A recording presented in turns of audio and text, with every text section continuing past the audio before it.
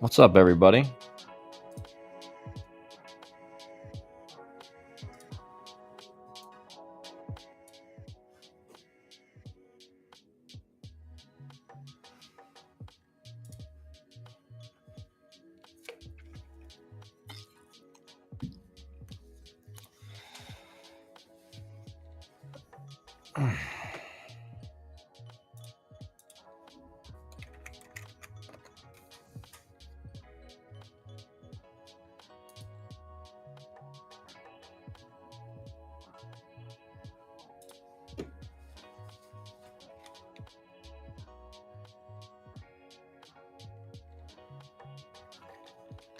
Cougs, what's up, man? Man, another tough night for A&M. Dude, they're falling apart. I mean, even though Jace Lavalette seems to be getting, like, he had a good game tonight. 2 for 3 with a double and a homer. This screen over here to my right is super bright. Trying to catch up on some highlights. Busy evening plus hoops. Good W for the high school team tonight. Yeah, really good. Man, Kings Ridge starter did really well. I think Velo, I didn't have a gun there or whatever, but he looked like he was sitting pretty comfortably in the mid 80s, like 84, 85. But really good breaking ball. Changeup he could throw for strikes, like three pitches for strikes in like mid 80s in high school. Like you're just going to dominate most lineups. Umpire made a call in like the second or third inning. It was pretty obvious by the second and third inning that we were going to have to play for 1 run, 2 runs in innings. So we got the leadoff hitter on, guy that can run up. So I put the bunt on. Actually, you know what? I think he might have. Yeah, he led off with the double, or he got to second somehow. And he got to second. He got to second actually on first one was a ball, and he got way off first base, got picked off, but somehow got safe at second. So we had to talk about that. But then we bunted, great bunt, right back to the pitcher, but it's deadened, so it's like no chance of getting him at third. And I'd never seen this in my life. And this is just the umpires at high school level. Like they don't really know the rules. And the pitcher throws it way wide to first, and he calls interference on the base runner. And I ran up to him like, that ball wasn't on the line. It didn't even hit him. And he was literally lunging for first base as the ball went by. Like how can you call interference there? And he's like, he's in the run. He's not in his runner's lane. And I'm just like, dude, like this isn't the big leagues. What are you doing? So anyway, that ended up costing us a run because the next hitter would have driven him in. But then we just found a way to win. We had some big at bats late in the game, and our starting pitcher was lights out. So,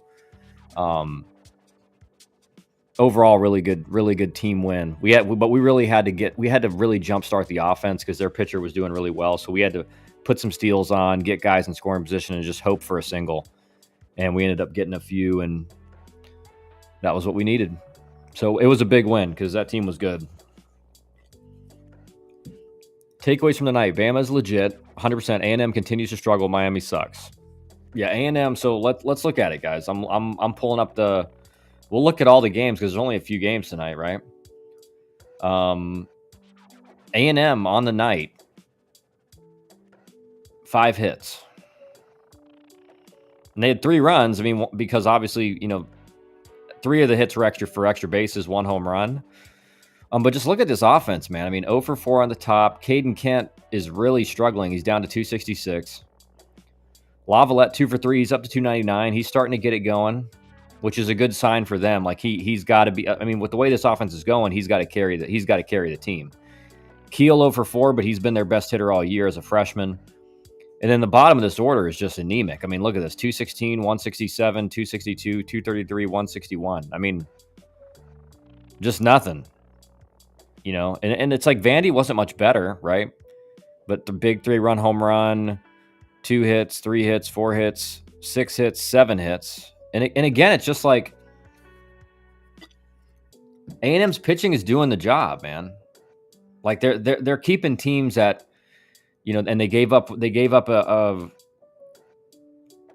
maybe one unearned run, but like A&M's pitching is doing the job. It's just their offense can't score. And I believe this is Vandy's starting pitcher was a first time starting on Friday and did really well. But again, it's just like the A&M offense. And Kendall Rogers kind of said this in a tweet. He said, someone commented after Kendall kind of gave his comments about the final between Vandy and A&M. And a guy commented and said, how is this possible? Like, this guy's been a hitting coach at A&M for a while now, 3 or 4 years. And they've had really good offenses while he was there. Like, how is this offense so anemic? And he goes, there's a difference between being the hitting coach and actually running the offense. And so it's like I told you guys, like he may not have been as heavily involved in the offense as maybe people thought, but just looks like overall approach and everything is just really bad for A&M. I mean, you look at the night, I think they had 16 strikeouts as a team. So you look at this, you have one. I mean, Royo goes 0 for 4 with 4 Ks, 0 for 4 with 3 Ks, 1, 2, 5, 9, 10, 12, 13, 15, 16 strikeouts, and they had how many walks? 3 walks. All right, let's look at Vandy. Vandy has 3 walks on the night, but they have 6 strikeouts. So just putting the ball in play more, and they get the job done. They win. But it's so crazy because A&M just can't score runs, man. They just can't score runs. Kyle, it was crazy how much more physical, stronger, and bigger FSU players were than Miami. Miami players look like they don't lift weights compared to FSU players. Yeah. I mean, that's true. I mean, Florida State's team is big, physical. I mean, again, they're an elite team. We really don't even need to look at the box score for the Florida State-Miami game. It's pretty obvious, right? Sure. So hitting coach, I mean, again, you're really just, if you're just the hitting coach, you're working with the guys in their swings and stuff like that. But again, like it's a question of, is he just like the swing coach kind of, or was he, and I think this is obvious he wasn't, but is he the one putting on certain plays, putting on hit and runs, whatever, talking about what our approach is in this game? Because one of the things Schlossnagel's really known for, and A&M was known for under him, was like really working at bats, grinding out at bats, working a lot of walks, and A&M just hadn't seemed to be doing that. And so running the offense, again, it's like you're talking the total offensive strategy. Whereas pregame, we're going over, okay, what's our strategy against this pitcher? This is what our approach is going to be, right? This is where his strengths are. This is where his weaknesses are. We're going to lay off. We're not going to hunt this pitch. We're going to try to, like, let's say he's got a 4-seam ride guy and he's going to live at the top of the zone. It's like, we got to duck those pitches. Like, those are not pitches we're going to have a lot of success against. It's different things, right? And it's also like when your offense is anemic and not scoring a lot of runs, you got to try to manufacture runs in a different way. You got to put steals on. You got to be aggressive on the base path. You got to maybe, you get a runner on second with no outs. Maybe you bunt him over. Just get him to third base and try to get him in. Again, like today in our high school game, it was pretty obvious after the second inning, like this is going to be a very low scoring game. Both pitchers are dominating. If we get runners on, we got to bunt them to second and just hope for a single. And that's what we did. We had probably 2 or 3 bunts to get guys over. And, we started testing the catcher, trying to run to get guys in scoring position and move up to third. And it ended up working out for us. And again, like it's a question of like, was he, I don't know. It just seems like there's been a big change in how their offense is playing. And it's not just, it's the overall offensive strategy. Nick Roberts now has a 7.5 ERA and given up 9 home runs in 27 innings. That's our Friday night pitcher. Yeah, not good. And again, I think Who knows? Like, again, Florida State's pitchers are all elite. Like, look what Vellini did. 7 innings, 2 hits, gave up a solo shot, 1 walk, 9 strikeouts. He gave up 3 base runners. Or, I mean, a home run doesn't even really count as being on base. Or a ball in play counts as being on base. So, I mean, literally, he gave up like 2 base runners the whole game besides a home run and 9 strikeouts. So, Robert was 3 2/3, 9 hits, 7 Ks, no walks, which is fine. But no walks is great. But if you're getting hit around the ballpark, it doesn't matter. And so, are you saying that he was running the offense last year, but it isn't this year, or that Slosh was running it before, and that's the difference? I think it was Slosh running it last year. And the other thing is this: like their hitting coach now is Caleb Langley, who came from Texas, and maybe he's been given more kind of reign over the hitters, and maybe that's the issue. But usually the head coach is, again, in most situations, setting the offensive strategy. It's different for everywhere. But it's just pretty obvious that the really only change is the coaching staff, right? So that's got to be the difference. It's not that these hitters, the lineup is virtually the same. So why is the production? It's not like it's a little bit worse. It's like astronomically worse at this point from what we're seeing. So, I mean, the question, Buck, is just like, what exactly did he have control over last year versus this year? Is he giving? Because the head coach has to think about everything, right? So you can't just be totally focused on one thing. I mean, you got to be you're game managing everything like that.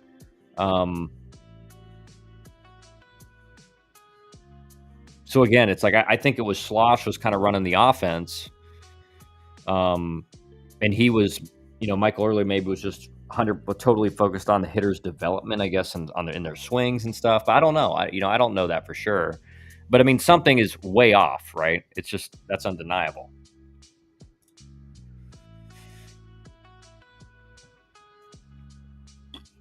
So if you look at the game for Tennessee and Alabama, Tennessee had 4, 6, 7, 8, 9 hits, 1 home run.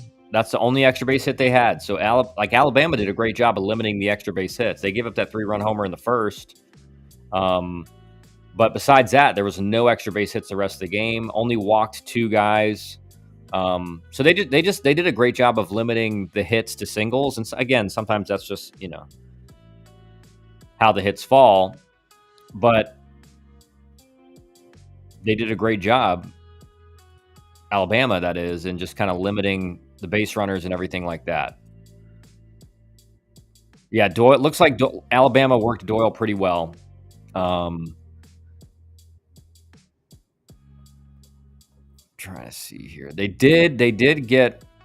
Alabama or Tennessee did give up 1 unearned run, so that was the difference in the game, right?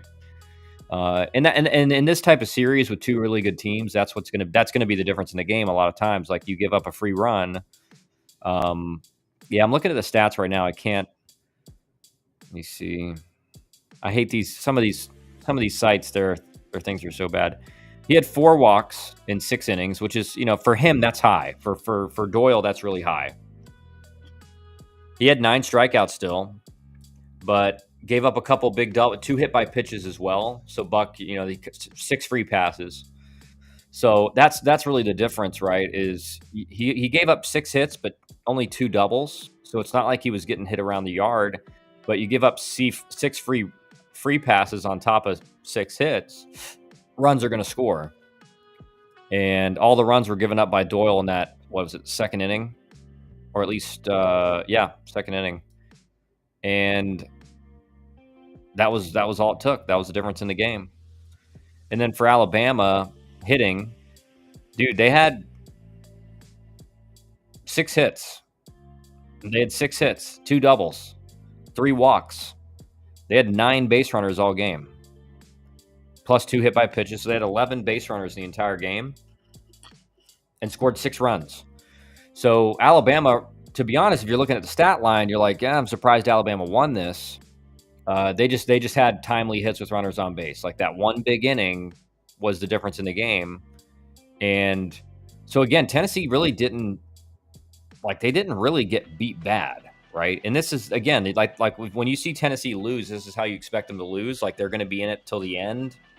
And the difference in this game is that Tennessee just or Alabama just really capitalized with runners in scoring position and getting a big inning when they needed it. Yeah, bottom of the order for Alabama was really productive. Snell was 2 for 4.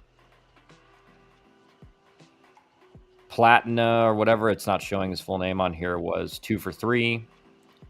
But again, it's like that. It's not like it's not like Alabama dominated them or anything like that. It's just they just played a little bit better. Starting pitcher for Adams for Alabama went 6 1/3, 6 hits, 1 walk, so didn't give up a lot of base runners. Obviously, the 3-run home run was the big inning for them in the first. Really impressed with Bama. Rob Vaughn was a home run hire. Your thoughts on Bama's future with Rob Vaughn? I think it's very high.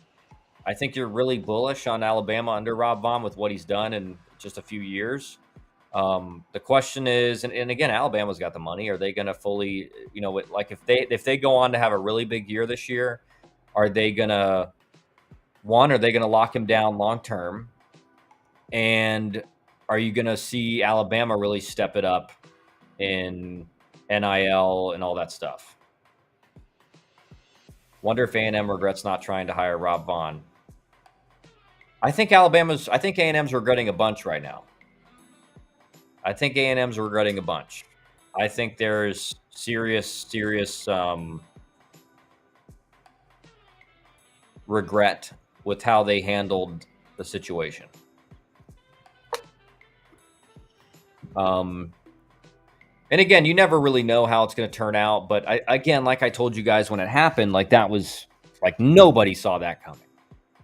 Nobody saw that coming because again, A&M had just lost in the College World Series. They could basically get anyone they wanted. They could get one of the best. They could have gotten one of the top assistants in the country if they really wanted to, right? If they wanted Josh Elander from Tennessee, they could have paid him enough to get him there, 100%. And he's a Texas guy. I honestly thought when A&M job opened, I thought he's maybe not the number 1 target, but he's like 2 or 3 because he's got ties to the state. He coached at TCU under Schlossnagle. And obviously what he's done with Tony Vitello at Tennessee, it just made a lot of sense. There were so many things that made a lot of sense, but there was guys they probably could have gotten, Chris Pollard from Duke if they really wanted to, Rob Vaughn, right? There was a lot of really highly respected coaches out there that A&M had the money to pay, and they just decided to go with early. I think it's pretty obvious, and this is what everyone knows, is that it was because they didn't want the entire team to get blown up in the portal. Which the reality is, even if you hired a different coach, like some of those, I'm sure they could have got some of those guys back, right? Especially if it was the right coach. So I just think, again, there's still a lot of time left in the season, but A&M's just not showing any. You just keep waiting for them to break out, and it just doesn't happen, right? They've really, the only games they've played well are against really subpar competition, and they show up. But against similar competition or even slightly, worse than, again, this was the number 1 preseason rated team. I feel early was an emotional hire. Zach, it definitely was Cougs. They chose 1 year instead of looking at the next 20. Yeah. Never let players pick the coach. Buck, Cougs, I think it was less emotional than reactionary. They feared the players entering the portal. Yeah, it was 100% like we just lost in the College World Series. We have a really good team. We want to make sure none of these guys, because when Schloss left, a lot of these guys jumped in the portal, and the thought was like, well, we don't want these guys to leave. We got a College World Series team. We just need to, and again, a lot of those players said, hey, if you hire this guy, we'll come back, and that's kind of how it happened. Again, I mean, it could turn around, but it's not looking good right now. And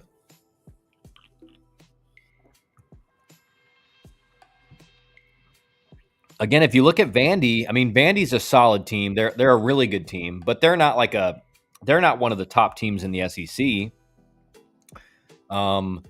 So it's funny, like, because you talk about the SEC, and most of them are all really good, but like Vandy's kind of thought of as like a middle of the pack this year, even though they're in like the top 25. You know what I mean? If that makes sense. So you felt like this is a series where A&M can get back, kind of right the ship, get back going, whatever.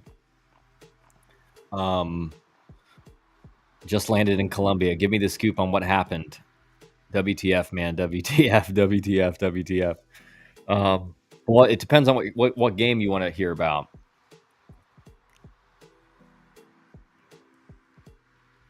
But yeah, definitely. I mean, again, it's like A&M. The strength coming into the year, YouTube isn't working for you. Let me see. It's working for some people.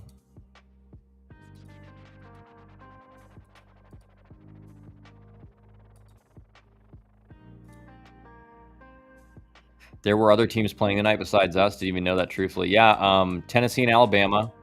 Alabama pulled off the upset. They won 6-5. Really big inning in the second where they scored pretty much all their runs.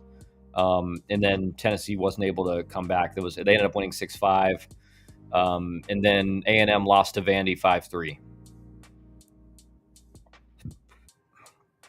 Vanderbilt beat A&M. So, and again, like Vandy's number 22 in the country right now, but in the SEC, right, they're like kind of middle of the pack. And so A&M, this was a series that was looked at, even though it's in Nashville, like this is a series where they can get back on the right track. And then you score 3 runs, 2 of which come via home run. Again, it just comes back to like, they're not scoring runs if they're not hitting home runs, and they're not hitting a lot of home runs. And so like A&M, it's just like, man, if you limit the long ball, they're not going to score any runs. When the flight took off, it was 3-1 and Fabio hit a home run. Mike told me Robert gave up 6 runs in the 4th. What WTF is he was dealing besides that first inning? Yeah, I mean, Florida State was just all over him. I mean, I think he gave up 9 hits in 3 2/3 or whatever, and a lot of extra base hits. So not the way. And again, like that's why I think probably should have pitched Hugus Friday, just because it gives you a better chance. But again, Miami's off. I mean, the thing about Florida State is that, like, their starting pitchers are all elite, at least so far. Like they've just all pitched at an elite level. And so even if Hugus gives up 3 runs or 4 runs, like Miami loses. So who knows? But I think, I mean, the story of the night is A&M, just because everybody keeps waiting for them to right the ship and get going and kind of play to their potential. And they just continue to not be able to score runs. I mean, I think if you look at their run totals against top 25 caliber competition or Power 4 competition, like they're not scoring any runs. They're probably scoring like 3 runs a game, which like you're almost never going to win in college baseball in this era, scoring 3 runs a game. You just can't. You can't win. Vandy scored 5 runs, right? It's almost like it's going to be the Alabama series all over again, where Alabama scored 14 runs in the entire series and swept them, which is insane, right? They scored less than 5 runs per game and got and swept them.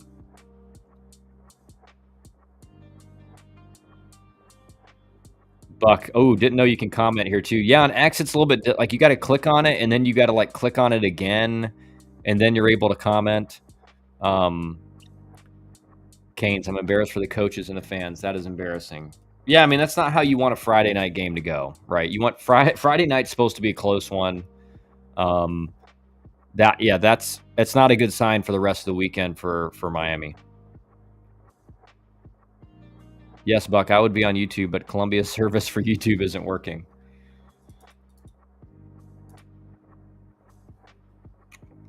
Yeah, it's crazy, man. Like it's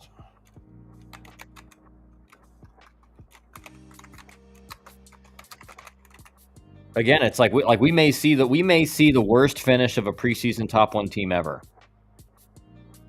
Right? Because now what, A&M's 11-10?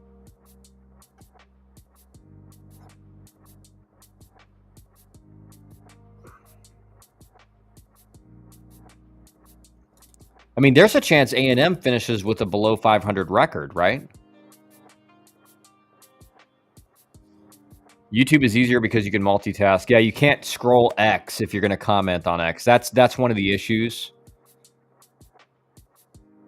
Did you watch any of the game? Which game? The Miami game? No, I didn't. I honestly saw, because I was we had a game tonight, so I was following it, and I saw the home run. And I'm like, okay, it's 3-1. Like, you know, this is fine.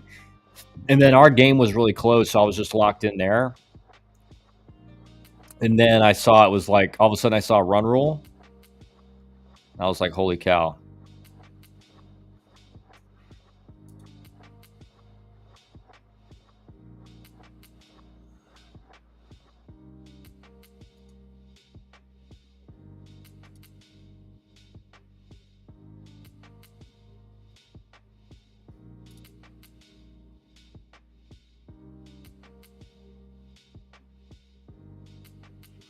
A lot of the A&M fans are saying that it seems like I've seen this from a bunch of their fans, is they're saying, like, why are we taking so many fastballs that are like right down the heart of the plate? And so again, it goes to approach and what's the offensive strategy and everything like that. We won, Canes. Really, really probably the best team we faced all year in our region. Or they're in our region too, and it was like a really tight game, and we ended up winning 3-1. It was complete embarrassment. Game wasn't competitive at all. Looked like varsity versus JV. I called it. A&M will have 10 or fewer SEC wins. Yeah, I mean, again, that's crazy to think about. But now you got 26 games left. So if you go 10-16, you're at 10 wins. And right now, 10-16 seems like, yeah, that's probably what they end up at, right? In the remaining games. If they lose this series, all of a sudden you got to go 10-15. Even if they don't get swept, you still got to go 10-15. And again, like, this is Vandy. Like, I don't want it to sound like I'm like dunking on Vandy, but it's just like A&M's schedule is, and we can look it up just so we can look over their schedule. Like A&M's one of the fairer teams they play. You know, as far as like difficulty. Or sorry, Vandy is. Okay. So let's see. They finish up with Vandy, and then they play Kentucky, who, Kentucky played Georgia really close, right? And Kentucky's offense is scoring a lot of runs. A&M's is not.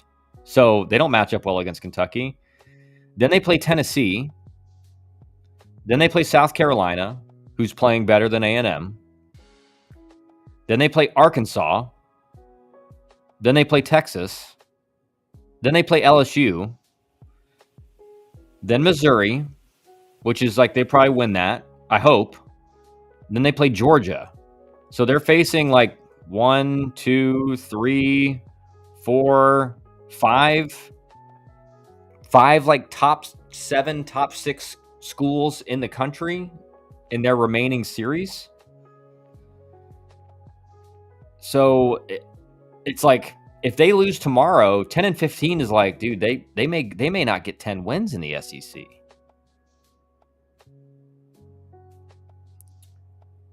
Was the other team as good as you, though? Yes.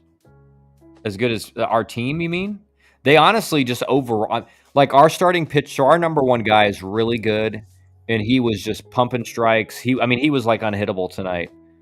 He was at like 30 pitches in he was at like 38 pitches in the 5th inning. So we had no worries about having to go to the bullpen.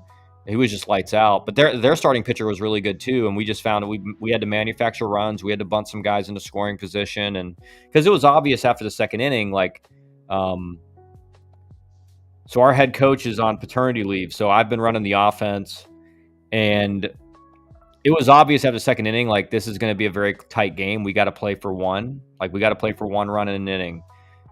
We can't wait around and try to hit like a double or a triple with like a couple guys on. And so we manufactured enough runs, scored 3 runs in like one run in the 5th, 2 runs in the top of the 7th, and then closed it out. 2 programs going in completely different directions. Yeah. Lesnar, the Canes need to get it together. Yeah. And again, like this A&M schedule, man, it's not getting, like, if you look at the series right now, the series, but based on how they played, you're thinking, okay, Kentucky, maybe they can win that, but it's at home and they haven't played well at home. And then South Carolina and Missouri. That's like the 3 series left that you're like, okay, they may be able to win those. The other ones are like Tennessee, they may get swept. Arkansas, they may get swept. Texas, they may get swept. LSU, they may get swept. Georgia, probably don't sweep. But, it's still going to be like that. Georgia's offense is one of the best in the country, and A&M can't score runs. So it's going to be interesting to see. Did the other team have any D1 potential kids? Nick Markakis' son was on the other team. I think he's pretty young, but I think he's probably projected to go D1. I know they had a couple. Yeah, they have a really good team. Like I think they have, if they're not committed, they will be like a few D1 guys. The pitcher today was really good. His velo is not quite at the Division I level, but it could be soon. And he threw 3 pitches for strikes. Breaking ball was really good. I can listen to Kyle Wren talk ball all day. Thanks, Chris. Appreciate that, man. I believe in our recruiting, but not the current evals. We're outmatched against the elite teams. I think we should wait until Georgia Tech series to really judge this team. Well, again, like we talked about it, like the idea in these first 3 series was just like, don't get swept. And so you got swept against Wake Forest. Hopefully you can pull one out against Florida State, or maybe even kind of upset them and win 2 in a row here. And then against UNC, like UNC's looking like the best series that you guys have a chance of winning, because UNC's not playing well.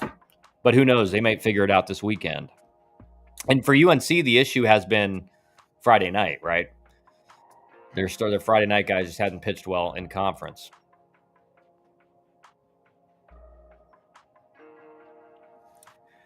Me to Chris D. I'm in the customs line in Columbia, and the first thing I did was put Kyle Wren on.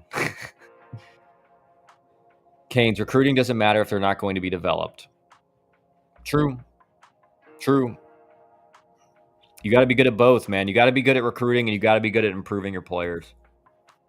We're getting swept by FSU. Yeah, it certainly looks like that, Zach, because, again, tomorrow night's your best chance. Your best pitcher's going, but he's facing the best pitcher in the country.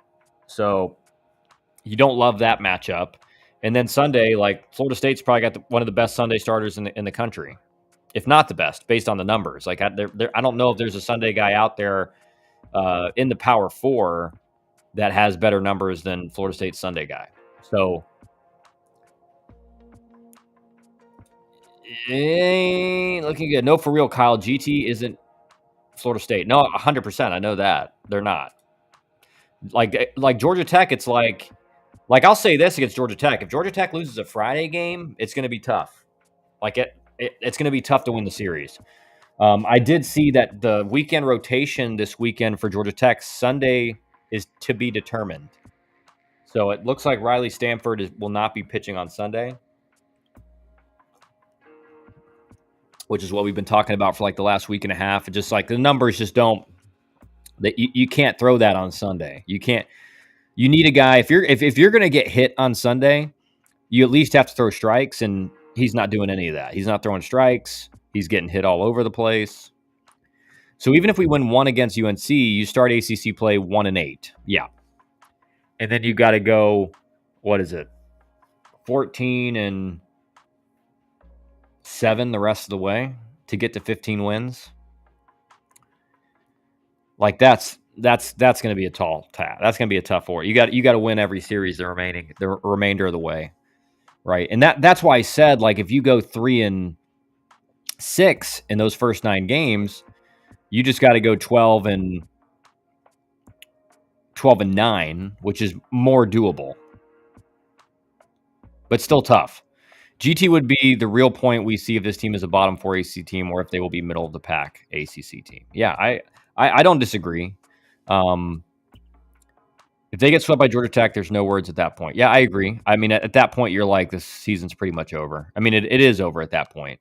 And it depends how you do at UNC, right? Because if you can win 2 of 3, and again, Florida State, it's not likely, but there's that opportunity still there. But if you can win 2 or 3 against UNC, and you can steal 1 from FSU, like you're in fine position. You're in fine position at that point. But anything other than that, it's going to be really difficult. You're going to have to pull off some sweeps at that point. There's just no other way around it. You're going to have to pull off some sweeps. And it's just, it doesn't seem like Miami has the team to pull off a sweep, right? Like Georgia Tech had the chance to sweep last weekend and wasn't able to. And we talked about it with Dusty. Like, that's just, like, you have to win those games because sweeping a series in the ACC or the SEC, that extra win is so much more important than people realize. Like, it's great that you won the series, but when you have the chance to sweep, you got to pull it off because it makes the scenario for you being a potential host way better. Why do they do some of these Thursday, Saturday series? They do it for a lot of times. There's like usually a TV. There's TV games. Like there'll be like an ACC game of the week or an SEC game of the week and stuff like that. I don't know if that was the case. That's usually what it's the reason. I don't know why there would be any other reason for it. And sometimes if there's like spring break going on and they want to get a few games before everyone heads out of town, they'll do that. But it's usually for TV purposes.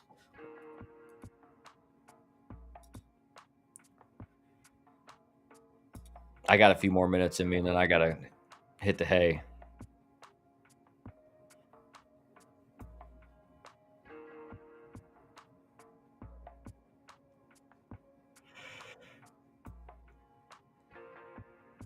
Liam Doyle broke a guy's bat, metal bat in the game, by the way. He broke one of Alabama's hitters' bats.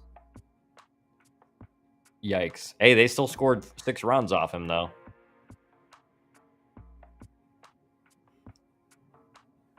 Hey, Kyle. What's up, Graham? Don't mean to change the topic, but I got a 91-mile-per-hour exit velo today off front toss. Is that good for me being a sophomore? Yeah, man, that's great. That's great. Like, again, exit velocity is great, but you got to always couple your training with exit velocity with like barrel accuracy. So whether that's with kind of plyo balls that really focus on squaring the ball up, I like the plyo balls because if you just miss hit it a little bit, you get instant feedback, right? If you just missed, and it's not like if you don't square a plyo ball up, it's not going anywhere. And so those are great for training barrel accuracy. I know we did that at Georgia Tech when I was coaching. We did that all fall. And you'd find out the guys real quick that have barrel accuracy and don't, but it helps them really feel it. So it helps train it. But that's great, man. That's great. I mean, I can guarantee you that's probably harder than I hit when I was a sophomore in high school. Maybe with the BESR bat, I could get above that. But my thing is just hit line drives, man. Hit line drives. You don't have to be a power hitter yet. Too many of these kids I see in high school are like training to hit like their Aaron Judge, and they hit their best bolt, or they're above average exit velo in game, and it's just a fly out because they just don't have the power yet. So like train to hit line drives. Be a line drive hitter. Line drive hitters will play everywhere. And then as you get older, as you get stronger, like you can that the adjustment from line drive hitter to guy that kind of elevates a little bit more is very small. So it's easy to do. But if you gain confidence as a hitter, you understand your swing better, right? It's easier to be like, okay, I'm in a 3-1 count. I'm going to try to lift this a little bit, see if I can get it out. But the guys who don't do that, like they just have no idea where they're at in their swing all the time. Yes, Bama and Tennessee was ESPNU, and Miami and FSU was ACC Network. Yeah, that was the ACC game of the week. Bama and Tennessee was ESPNU. Maybe SC, and probably I'm guessing Vandy A&M was like the SEC Network game or something. But all right, guys, that's it for me tonight. Shorter stream, but I'll be back tomorrow. We'll be talking games coming up, stuff like that, all the good stuff.